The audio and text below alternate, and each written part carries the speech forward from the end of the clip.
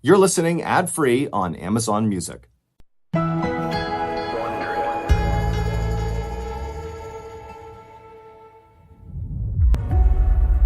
If you like today's story, please invite the follow button over your house for a spaghetti dinner, but instead of serving them red sauce, just dump a whole bunch of ketchup on their noodles. On this show, many of the stories we cover are about rare diseases that take people completely by surprise. But sometimes, a condition is so rare, so unexpected, it's hard to believe something like that even exists. But as the people in today's stories find out, they are all too real.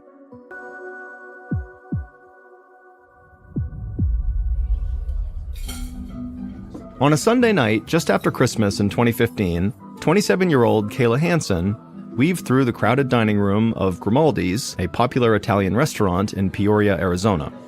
The restaurant was unusually busy that night. As the manager, it was up to Kayla to keep things organized. So she was doing a little bit of everything, helping out the waitstaff, checking on customers, and generally just making sure everything was running smoothly. For someone less experienced, this whole night might have been totally overwhelming. But Kayla was a veteran and workaholic who regularly put in 60 or 70-hour weeks. She was totally in her element. Closing time was fast approaching, so Kayla grabbed an order of pasta and raced out of the kitchen. As she crossed through the doorway, though, she let her guard down for a second and collided with one of her servers. The tray Kayla was carrying fell to the floor, and Kayla staggered back into the doorframe, and she grabbed the doorframe to steady herself. But before she could get her balance, the door swung back and smashed into her hand. Kayla cried out in pain and yanked her hand back. The server apologized and ran to get some ice, but Kayla waved her away. She wasn't bleeding, and she figured she just didn't have time to ice a minor injury like this. Kayla's hand was in a lot of pain, and she could feel it aching right away, but she shrugged it off and helped the waiter clean up the food that had spilled. Then Kayla finished up her shift and headed home, ready to get some sleep.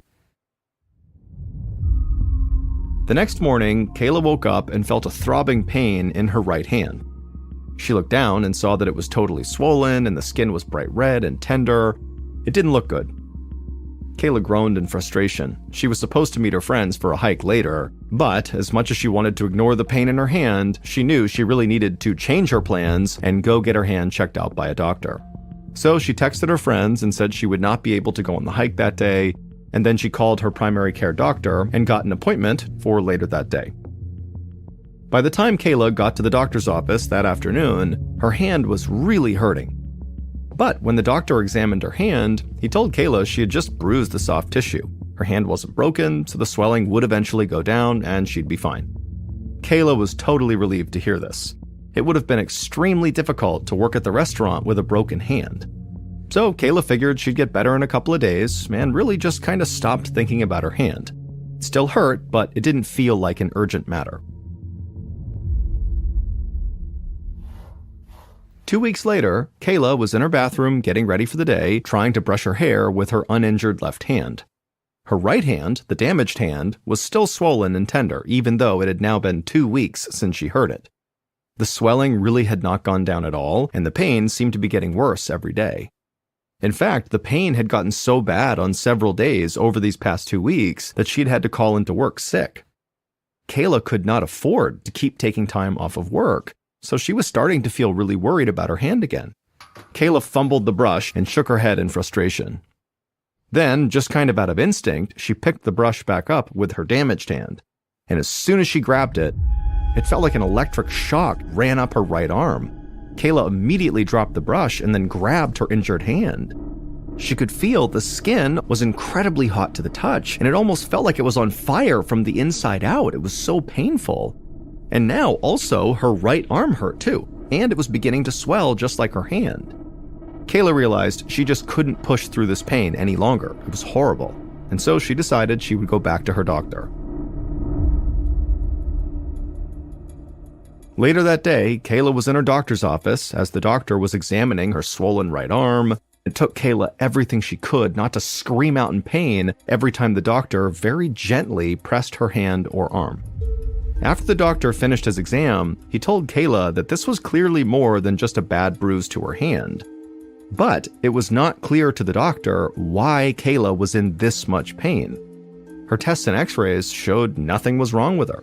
The doctor thought maybe it was something nerve-related, so he referred Kayla to a pain specialist named Dr. Nicholas Scott, whose focus was on identifying and managing chronic pain conditions.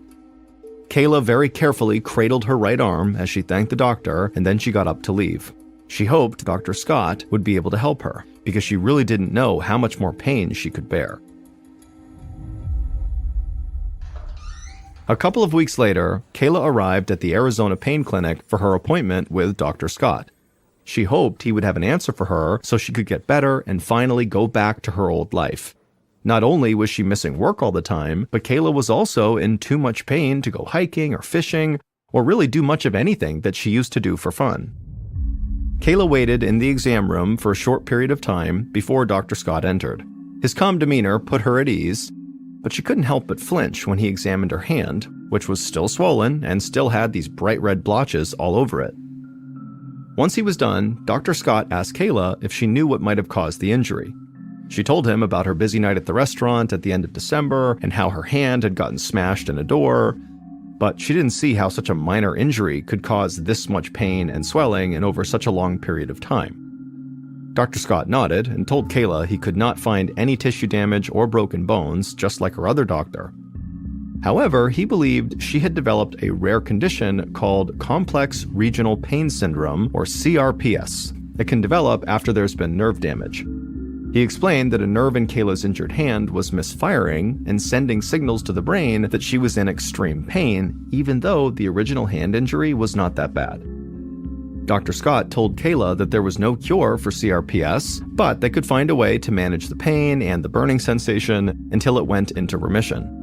Now, it usually went into remission after only a few months, but unfortunately for some, as the doctor explained, it could take a few years. Dr. Scott said they had no way of knowing which group Kayla would fall into. Kayla was relieved that Dr. Scott had a diagnosis, but the possibility of living with such excruciating pain for years on end was terrifying. She just hoped that the doctors and her medical team could somehow get this pain under control and get her back to normal life soon.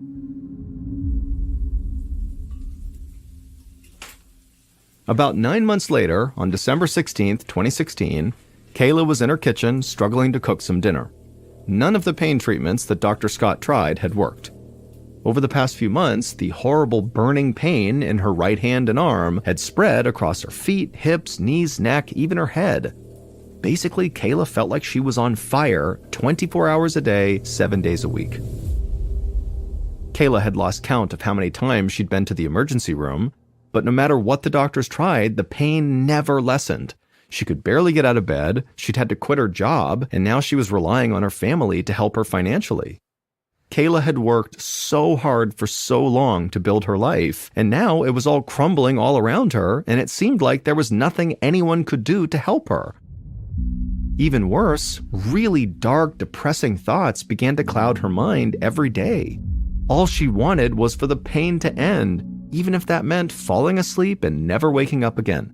But Kayla was determined to try to find some ray of hope in her life, and she knew she got a lot of comfort from her family. So she had decided to invite them all over for a Christmas celebration where she would prepare a meal for everyone. And as she struggled to clear some dishes from the counter, Kayla happened to notice what looked like a fresh burn on her forearm. She tried to remember how she did this, maybe she bumped into the stove or something and didn't notice, but she really had no memory of getting a burn. Thankfully though, the burn was small and didn't get any worse, and so Kayla was able to successfully host her Christmas party. It was only a small get-together, but the visit really lifted Kayla's spirits.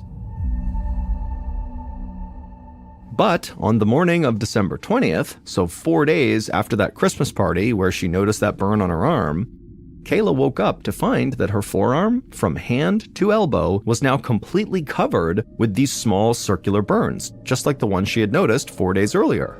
They looked like someone had stuck her with a white-hot poker, leaving behind bright red blisters.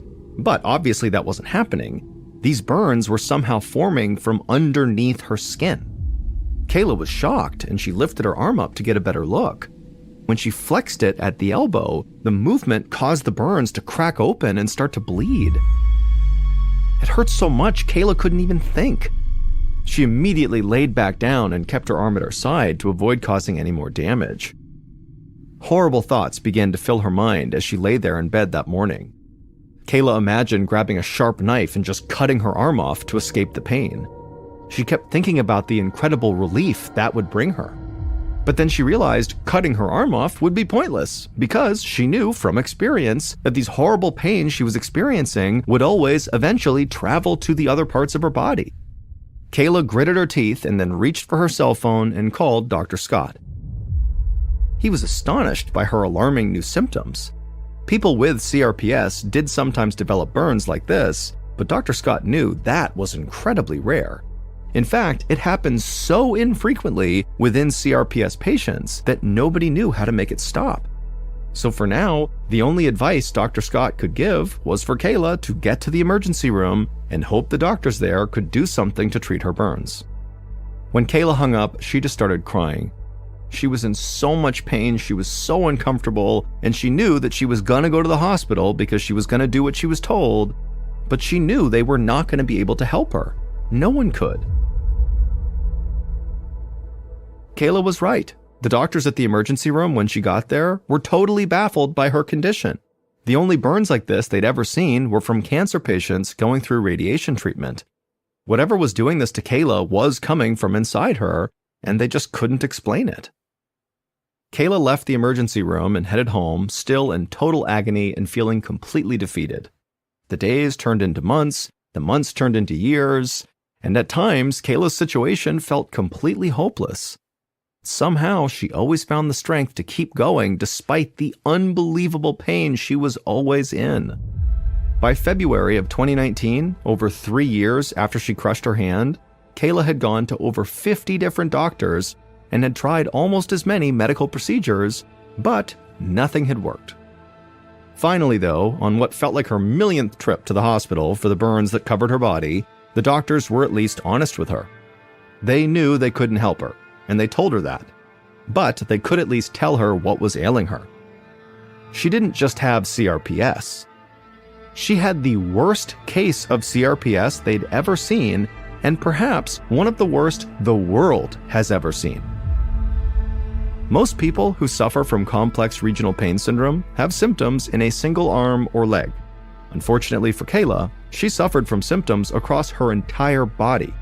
In other words, she had a unique version of this very rare disorder.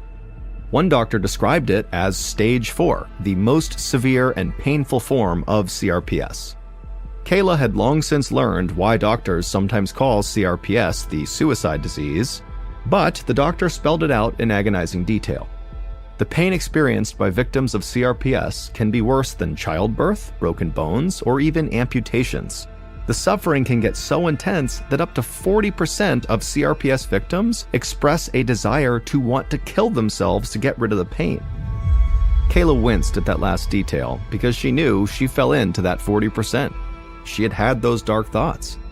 And in fact, lying in the hospital bed at that very moment, she couldn't help but think about dying and how really it would be so much easier to just die, because then she wouldn't feel the pain and she'd stop being a burden to her parents and family.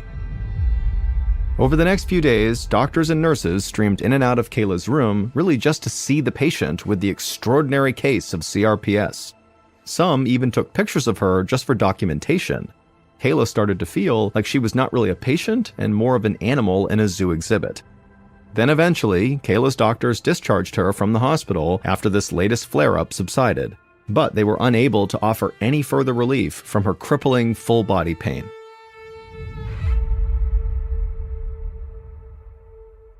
A short time after Kayla returned home after that millionth visit to the doctor, something remarkable happened. All of a sudden, for no clear reason, the pain just started to lessen. At first, Kayla hardly noticed, but by April of 2019, she felt noticeably better. By the end of the year, she was no longer covered in those burns and was feeling almost like her old self again. Finally, after almost 4 years of just pain and misery and torture, Kayla's nervous system had healed enough to properly transmit signals to her brain, which meant she was more or less back to her normal self. Although her CRPS will never be completely gone, Kayla was able to return to an active life. She went back to work at a restaurant, and she was recently honored with an award for excellence as a manager.